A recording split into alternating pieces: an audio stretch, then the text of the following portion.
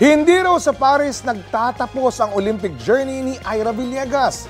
Ngayon pa lang, buo na ang loob niyang mag-training para sa susunod na Olympics. Mula sa Paris, France, balitang hatid ni JP Soriano.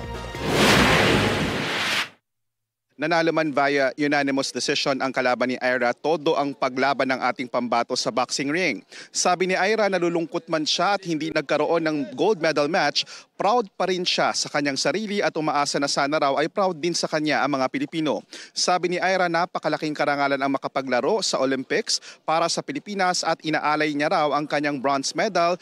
Bukod sa bayan ay sa kanyang magulang at kapatid na si Kuya Rominic na inspirasyon niya sa boxing. Kanina nga po nakapanayam natin siya, in full spirit nakasmile. Sabi niya, sasali siyang muli sa Los Angeles 2028 Olympics. Hindi pa raw tapos ang kanyang lab. Mula rito sa Paris, France at bilang bahagi ng Philippine Olympic Committee Media, ako po si JP Soriano. Nagbabalita para sa GMA Integrated News.